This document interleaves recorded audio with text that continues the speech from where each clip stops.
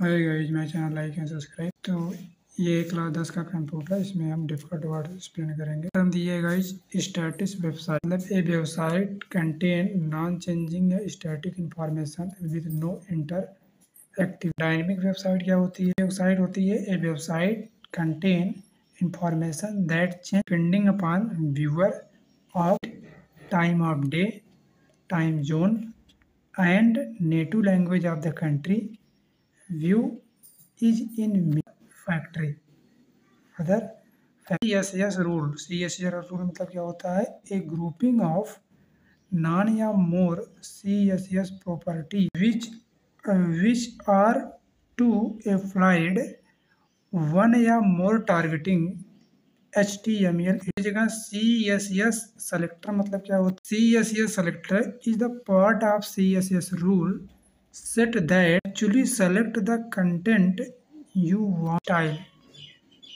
इसकी सारांश की बात करते हैं। सारांश में थोड़ा 17 पॉइंट दिए गया है, तो एक में 8 पॉइंट फर्स्ट टर्म में करते हैं। DHTML मतलब स्टैंड फॉर डायनेमिक HTML।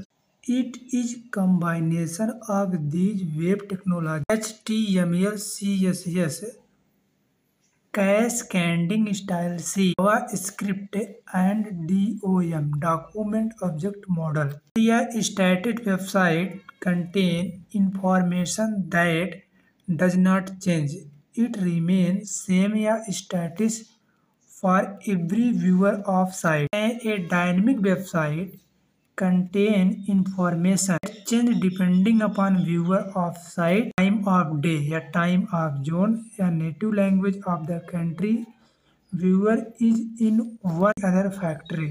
तरह static website is create HTML, a create dynamic web page uses DHTML technology। CSS is a storage set of design principles tells how format and display element on a web page। करें JavaScript tells browser how to change web page response to event that happen like clicking on thing या changing the value in form of input। करें document object model standard object model of HTML, define HTML element tag, hierarchy model of object along with property and model of HTML element। Style sheet is a file contain formatting guideline that define overall look of document।